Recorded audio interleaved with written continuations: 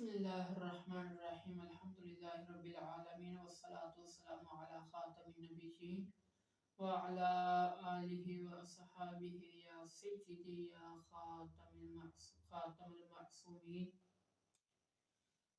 اعوذ باللہ من الشیطان الرجیم بسم اللہ الرحمن الرحیم عزیز دوستو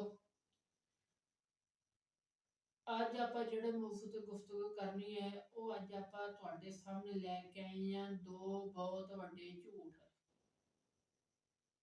یعنی ایڈے وڈے جھوٹ کے اے پکی گل ہے ایڈاں دے جھوٹ شیطان دے دماغ وچ بھی نہیں آندے ہن جڑے جھوٹ انہاں دوواں نے چھڈیا تے چھڈن والی کرائی چس ایک سائیڈ تے کوئی تگڑے قسم دا چھڈو پایا ہوئے تے دوجے سائیڈ تے اے پائے ہون انہاں دوواں نے ڈاکٹر اسرار نے تے حجازی صاحب نے انہاں دوواں نے جڑا چھڈو لایا میں کہنا چس کرا چھڈی او چھڈو تسی بھی سماعت کرو وہی جو مستوی عرش تھا خدا ہو کر اتر پڑا وہ مدینے میں مصطفیٰ ہو کر.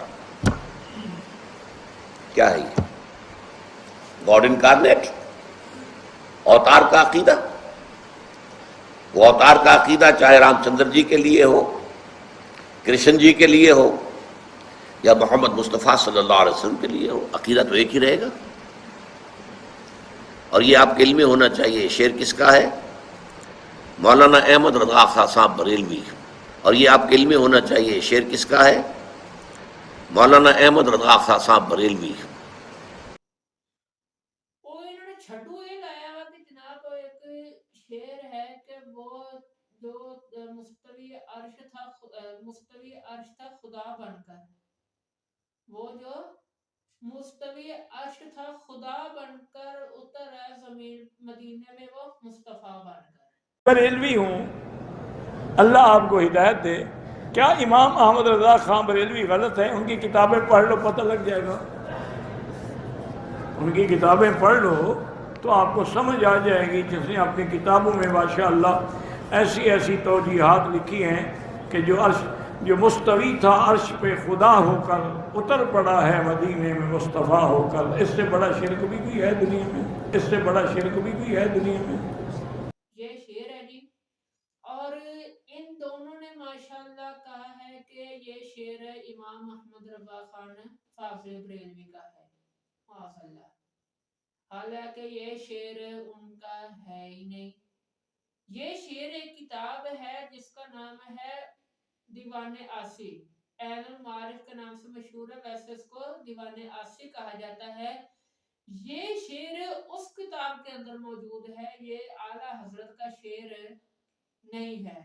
تو جب ان لوگوں کے پاس کسی قسم کی کوئی دلیل بچی ہی نہیں کہ امام احمد رضا خان فاضل بریلوی رحمہ اللہ تعالی کا مقابلہ کر سکے، ان کے مسلک والوں سے مقابلہ کر سکے، ان کے عقائد کے لوگوں سے مقابلہ کر سکے، ان کے دلائل سے مقابلہ کر سکے، تو پھر انہوں نے کیا ہوشیت کنڈے استعمال کرنے شروع کر دیے کہ کسی کی کتاب کا شعر اپنی طرف سے کتاب گھڑی، اپنی طرف سے شعر کھڑا اور وہ فٹ کر دیا اعلیٰ حضرت رحمت اللہ تعالی علیہ پر.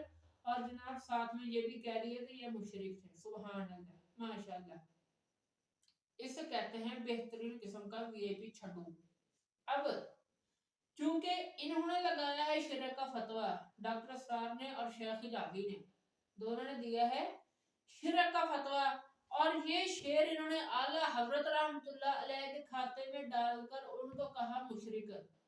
اب جب یہ شعر ان کا نہیں ہے تو حدیث رسول کے تحت وہ جو شرک کا فتویٰ تھا وہ ان کی طرف ہی لوٹ آیا، اور حدیث پاک کے مطابق یہ دونوں خود بخود ہی مشرک ہو گئے. اب تو یہ جو ہے ڈاکٹر اسرار یہ تو مر کر مٹی میں مل گیا، پتہ نہیں اس کی ہڈیاں بھی بچی ہیں کہ نہیں، کس کس مصیبت سے گزر رہا ہے. پیچھے یہ حجازی یہ بھی زندہ ہے، تو حجازی اگر اس کا جواب دے دے یا اس کے جو چھوٹے چھوٹے ہیں اس نے وہابیوں نے چھوڑے ہوئے، تو ان میں سے اگر کوئی بندہ یہ ثابت کر دے کہ یہ شعر امام احمد رضا کا ہے تو ہم ان کی غلامی کرنے کو تیار ہیں. یہ شعر اعلیٰ حضرت کا ہے، یہ ثابت کر دیں. یہ شعر اعلیٰ حضرت رحمت اللہ تعالی علیہ کا بالکل بھی نہیں ہے. اس لیے میں اکثر یہ شعر پڑھا کرتا ہوں کہ پیدا ہوئے وہابی تو شیطان نے بھی کہا لو آج ہم بھی صاحب اولاد ہو گئے. شیطان پہلے بے اولاد تھا لیکن جیسے ہی وہابی مارکیٹ میں آئے تو شیطان کو بھی اولاد مل گئی. اور میرا خیال ہے کہ شیطان ان کا بچہ ہے, یہ شیطان کے بھی باپ ہے. شیطان ان کا بچہ ہے, یہ تو مجھے شیطان کے بھی باپ لگتے ہیں. کیوں؟ کیونکہ حدیث مبارکہ میں یہ آیا ہے کہ جب نبی علیہ السلام نے فتح مکہ والے دن بتوں کو توڑ دیا تھا, اس وقت شیطان مایوس ہو گیا تھا کہ اب اس امت میں شرک نہیں ہوگا. شیطان مایوس ہو گیا کہ اب اس امت میں شرک نہیں ہوگا, اور یہ لوگ دھڑا دھڑ شرک کے فتوے لگائے جا رہے ہیں. تو اس کا یہ مطلب ہے کہ شیطان کا مایوس ہونا اس بات کی دلیل ہے کہ جو حرام زدگی یہ وہابی کرتے ہیں, شیطان کے دماغ میں بھی یہ نہیں تھی. جیسے کمیونٹیاں یہ کرتی ہیں, آیت کا ستیہ ناش کر دیتے ہیں, حدیث کا ستیہ ناش کر دیتے ہیں, کچھ پلے نہیں چھوڑتے ان کے. تو اس طرح کی تو شاید شیطان کے دماغ میں باتیں نہیں تھی, اس لیے شیطان مایوس ہو گیا.